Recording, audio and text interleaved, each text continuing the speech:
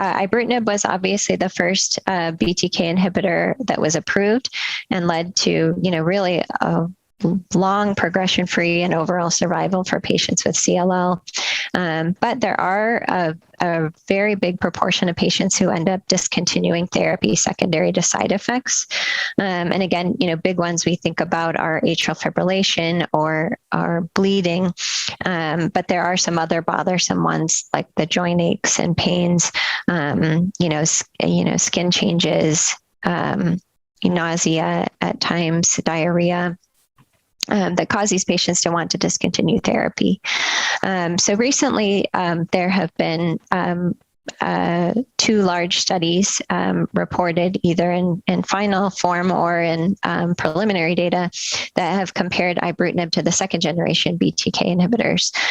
The first study was the Elevate-RR study, which compared Ibrutinib to Acalabrutinib.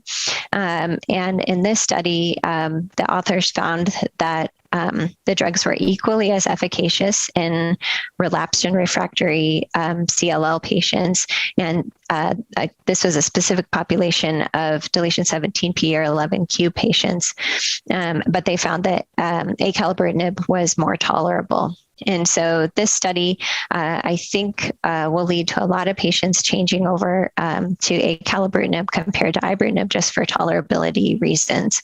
There was also another study that was presented at EHA, so this is very preliminary data. And this looked at a second generation BTK inhibitor called Zanubrutinib. And that drug also was found to be less toxic than Ibrutinib in a relapsed and refractory patient population.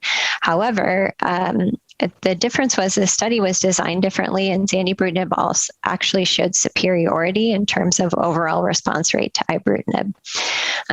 So this agent is not yet approved for CLL, but I'm sure they are working through the process to get this drug approved for CLL. It is approved for mantle cell lymphoma, and the NCCN guidelines recommend in any patient who can't tolerate one of the other BTK inhibitors that this drug Zanubrutinib should be used. But I think we need a lot longer follow-up on this study. We also can't extrapolate that Zanubrutinib is better than Acalabrutinib based on these data, just because they're different studies and different patient populations.